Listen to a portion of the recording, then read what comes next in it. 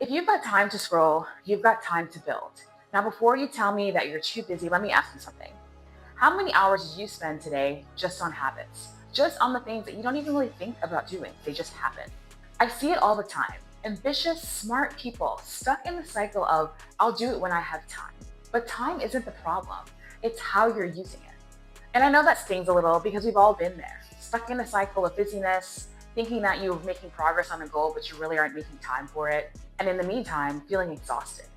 But what if I told you with just a few simple shifts in how you think about time and how you use your time, you could change everything? So today, we're gonna break it all down. I'm gonna give you practical, real world time management hacks. You can apply these to wherever you are.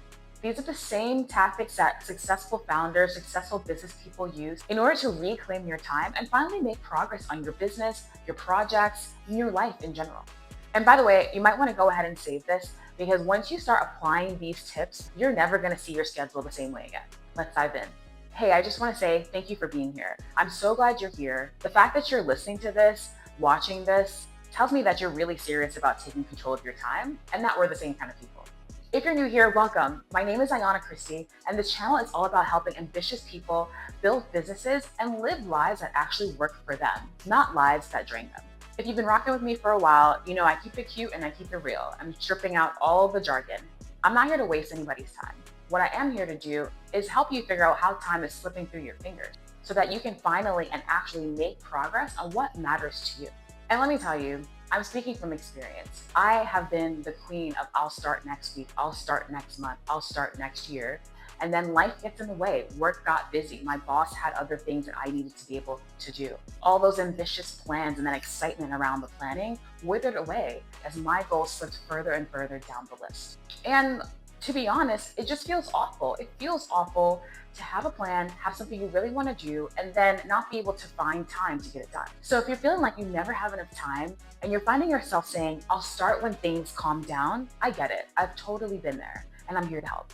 By the end of our chat, you'll have actionable, proven strategies to take control of your time and finally start to make progress on whatever it is you want to do. Let's get it. Let's talk about why you feel like you can never have enough time.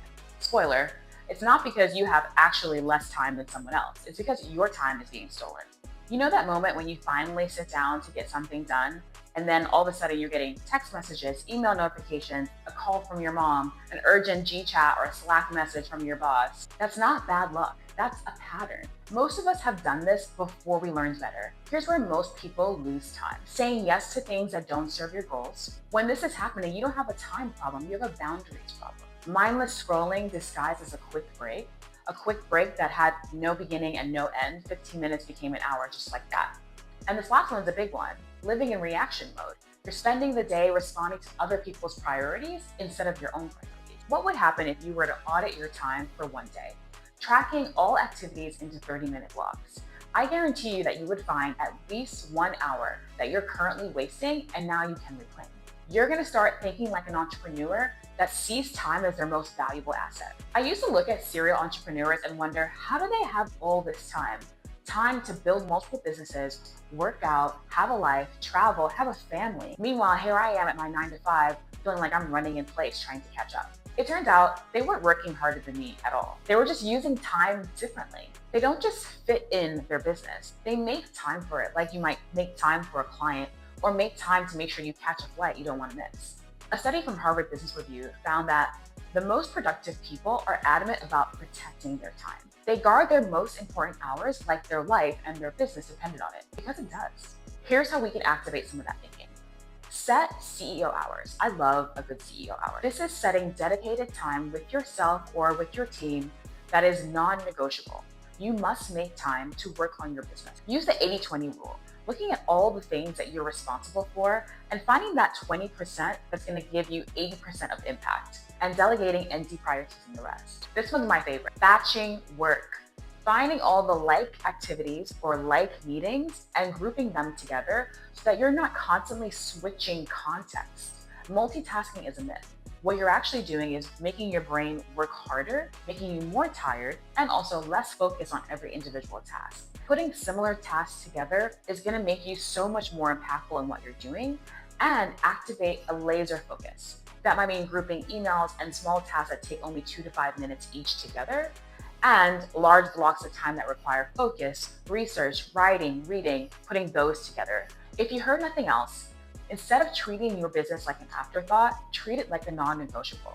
That alone will encourage you to start making time to work on your business. Start with 2 to 3 tasks that actually move the needle for you right now. This could be 30 minutes of affirmations because you're still working up the nerve, and that's okay. It could be an hour of researching your customer because you've started to learn about who the person is that you're making something for. Put these things on your calendar like a standing appointment that you cannot move. Trust me, once you make these small shifts, you'll start to see time so differently.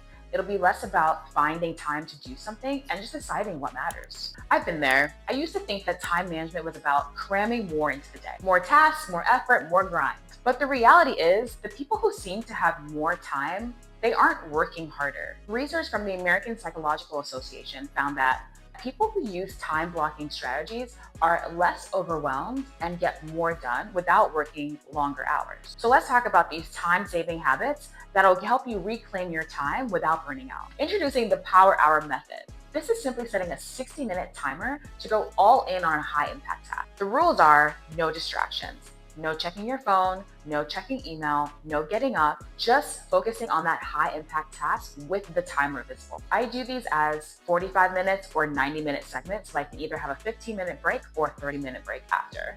Whatever you choose, 45 minutes, 60 minutes, 90 minutes, the key here is setting a timer and committing to no distractions. It's a game changer. You'll be shocked at how much you can get done. Here's the 2-minute rule. If a task is important and it takes less than 2 minutes, do it immediately. This prevents you from adding it to a list and letting your list of small things that you need to do that are important pile up. Either you make a list and also set a time block for you to work on that list, or apply this 2-minute rule. Just get it done. Ever notice how exhausting it is to make hundreds of tiny decisions every day? What to wear, what to eat, when to work out. High achievers minimize this decision fatigue by pre-planning meals, outfits, and routines. This allows their brain space to actually focus on what matters and focus on creativity. I'm not saying you need to be Steve Jobs, but you can pre-plan what you're going to wear for the week on a Sunday. And that's one less thing you have to think about for the rest of the week. You can meal prep. Think about how you can batch some of these decisions and set a routine that you no longer have to make every micro decision every single day and allow your brain space to do something else. Again, these micro hacks are a game changer. Drop a comment with which one you're going to start with and let me know how it's going. If being busy meant being successful, we'd all be millionaires by now, right? But busyness and productivity, not the same thing. Most people stay busy because it feels productive, but it's really avoidance. Productivity is about results, not effort. So if you're working hard but not seeing progress, it's time to change your approach. How to break out the busy trap. Start by planning for tomorrow, tonight. Research shows that people who write down their top 3 priorities before bed are more likely to execute them the next day. Before you go to sleep, no matter what happened today, take 5 minutes to write down what really matters for tomorrow. Say no more often. Every yes to something that's misaligned with who you really are and what you really want is a no to your goals. The most successful people guard their time fiercely. If it's not moving you forward, it's distraction. It's as simple as that. Use time blocks, not just to-do lists. Scheduling times increases the likelihood that you'll actually get it done. Don't just say, I'll work on this later. Put it on your calendar like an appointment with yourself and show up for it. Okay, here's what we're doing. Write down your top 3 priorities for tomorrow and put them on your calendar as commitments. I get it. Time is an easy target. We've all been there. But if we're serious about living the life that you actually want, you have to stop blaming time. Time isn't something you need more of. It's just something that you need to take control of. Because the difference between where you are and where you want to be is in how you spend the time you already have. Check out my Instagram and save the carousel on time management. All the tips that we talked about will be there. If this resonated with you, you're in the right place because I'm going to keep bringing you strategies for how you can break out of your fear, confusion, and doubt that's keeping you from living the abundant life that you actually want on your terms. See you next time.